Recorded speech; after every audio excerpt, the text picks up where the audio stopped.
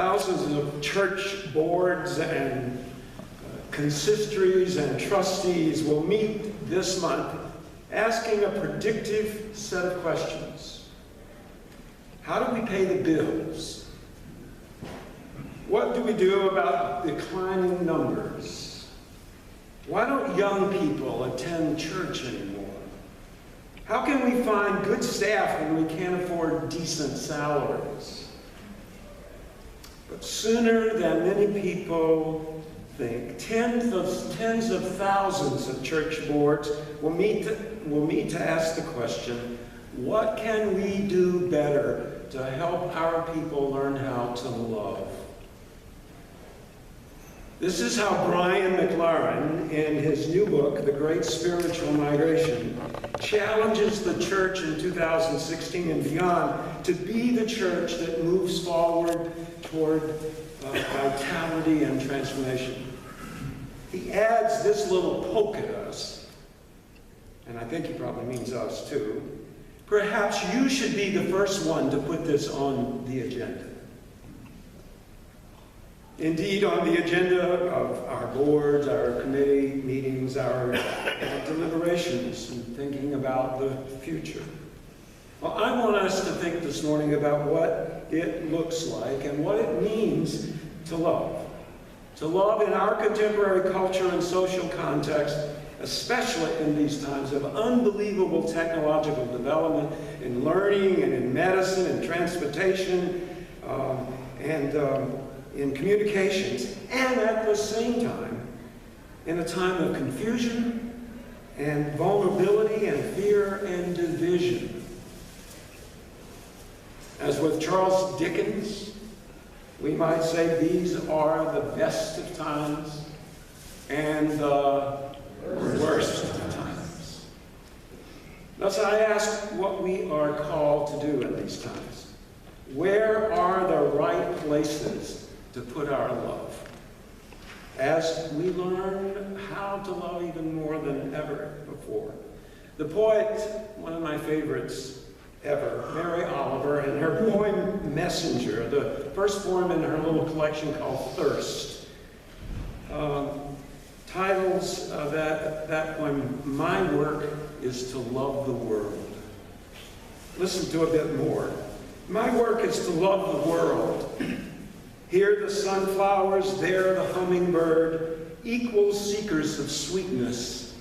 Here the quickening yeast, there the blue plums. Here the clam deep in the speckled sand. Are my boots old?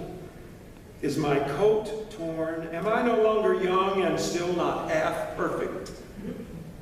Let me keep my mind on what matters, which is my work, which is mostly standing still and learning to be astonished and loving the world. Let me say from the very beginning this morning that this great work of loving the world, it's not easy, is it? It's messy, it's costly, it demands generosity and sacrifice. And sometimes I think the sacrifice is that which is letting go of our fears and our resentments about people that we don't find likable, much less lovable. It requires creativity and endurance. As Paul writes to the Corinthian church in his very first letter, he said, love bears, believes, hopes, and endures all things. But love never fails. He could have said, love is the most powerful force in the world. Only a little bit beyond hope, I think. By the way, Paul was writing this letter, was really coaching churches that were confused and divided and struggling with how to love each other. My sermon title today, Finding Love in All the Right Places, suggests that living out Christ's commandment to love has something to do with standing still long enough and quiet enough that we notice others as we meet them where they are along the way. This is where love begins, my friends. Right where people are. Right where we are. Meeting people where they are. Who are some of the people, as you thought about them at the beginning of worship today, maybe that you meet these days? Today, the paper delivery person. When our paper delivery person forgets to include one of the 14 papers that we get on Sunday morning, only 3, yes, I know that, and forgets to deliver one of them, I'm standing in my street at 6 o'clock in the morning, not loving him very much. Or the person who cut us off in traffic on the way to church this morning. Or the young Mary on a donkey on the way to Bethlehem. Or some strange-looking folks that we see. Some so strange that we cannot for our life figure out who they are or what they are trying to be. Precious little children.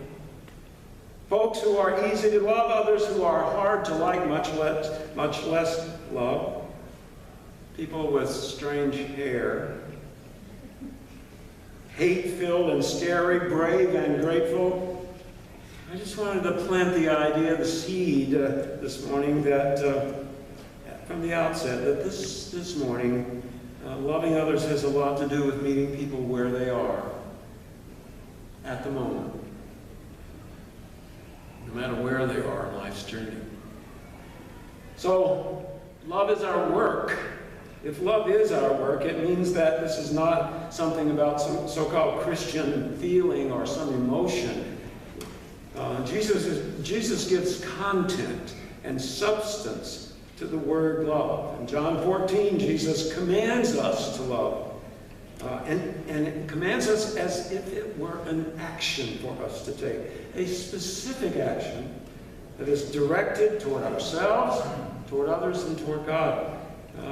Given our culture of this day, given the state of affairs in our lives, this may be one of the toughest things to ask people like us who have so much encouragement, it seems, to turn inward on our own lives, to love the other wherever we meet them along the way. And in loving others, a person of faith is not called to do some heroic personal act necessarily, you know.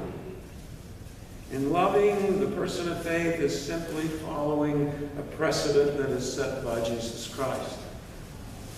We obediently love those who have obediently loved in Christ. But it's more than just being obedient. Our love, our work in the world is a response to being loved first. As it says in 1 John, that we love because God first loved us. We love because we have been loved.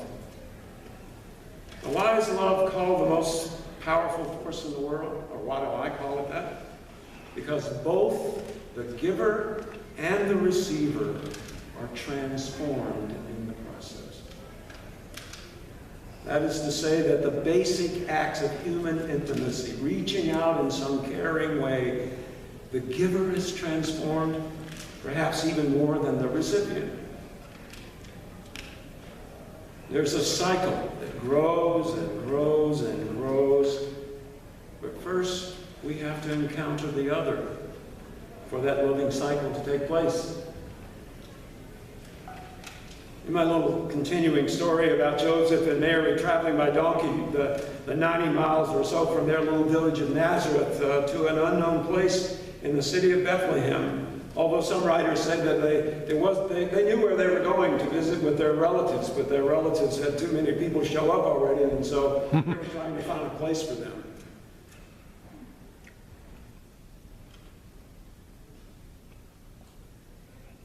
If this is about anything at all, this story, it is about love. Indeed, about life as displaced people.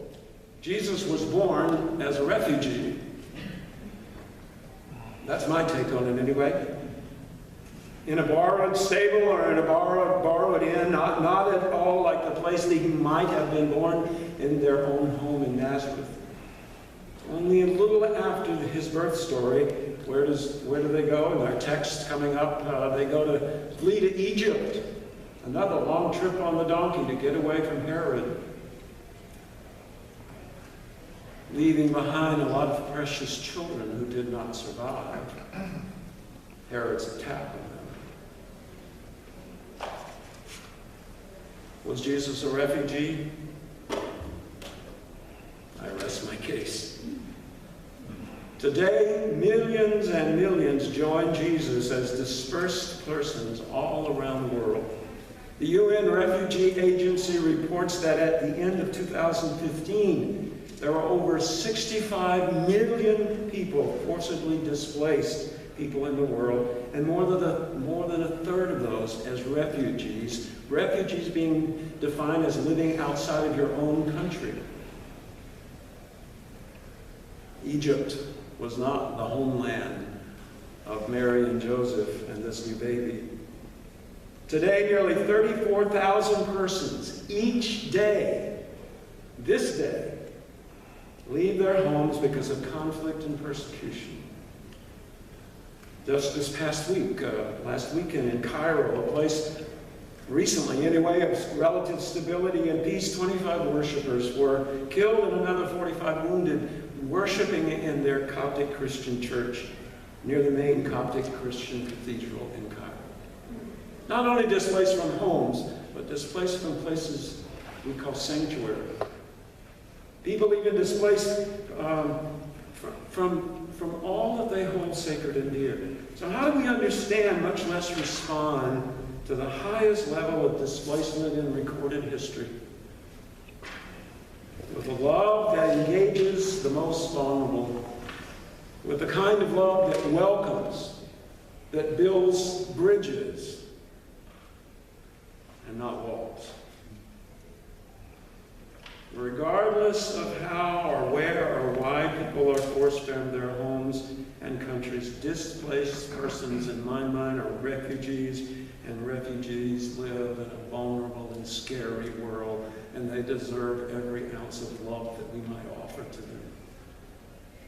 It is estimated that 1 in every 122 humans is now either a refugee, internally displaced, or seeking asylum someplace. And if you add the numbers of people right here in the U.S. driven from their own homes by wildfires and storms and violence, the ratio is even worse.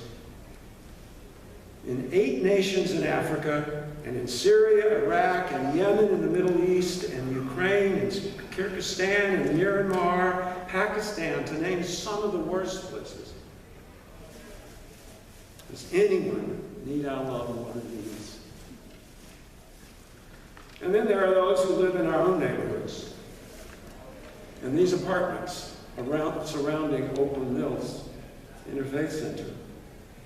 Some are hurting and they've lost their way. Refugees nonetheless. So if we are to seek to learn how to better love the world, as Brian McLaren challenges us, as Mary Oliver challenges us, in engagement with those around us, and at the same time engagement with the powerful stories of Scripture, will indeed shape our collective imagination and the action that we take. So let me ask you this morning, my friends. If we are to understand these stories, both the contemporary stories of our own lives in the world today, and the earliest stories of the refugees in the Bible, then how will we as Christians, will we as people of faith, who are not displaced, live differently because of the shape these stories give to our own lives? What difference will they make for us today? How do they call us? How do they inspire us to respond? How do these stories of Jesus as refugee and the real refugees of today inspire us to love? To find love in the right places, the right people. Pointing to these 2 texts this morning, the idea in Isaiah 7:14 and in Matthew 1:23 connects Jesus with this prophetic tradition that has offered judgment and hope for Israel. The people of Judah were in great disarray and displaced by violence and conflict and terror. And so in Isaiah 7:14, the prophet offers King Ahaz hope for the near future. Hope. And the assurance of God with us at a time when the people needed it most. And for Matthew, the birth of Jesus, some believe in some direct way, fulfills this prophetic word. That the birth of Jesus fills this word with new content and new hope.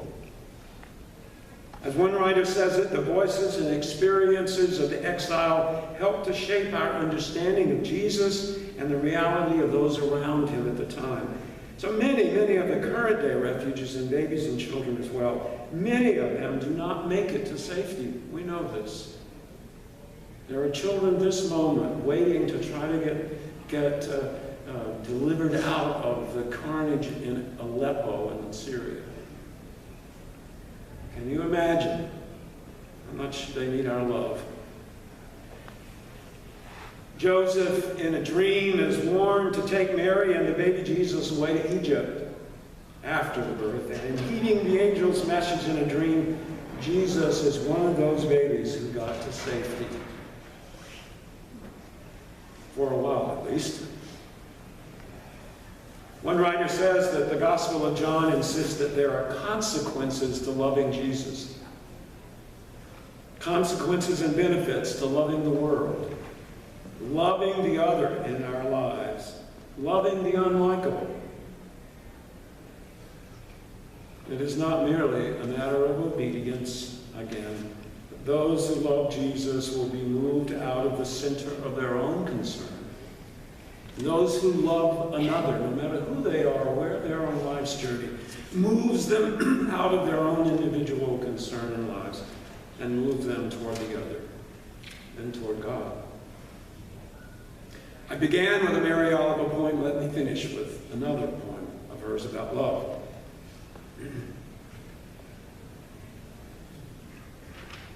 I have been in love more times than one. Thank the Lord. Sometimes it was all ephemeral, maybe only an afternoon, but not less real for that. They stay in my mind, these beautiful people. They are so many. You and you and you, whom I had the fortune to meet or maybe missed. Love, love, love. It was the core of my life, from which, of course, comes the word of the heart.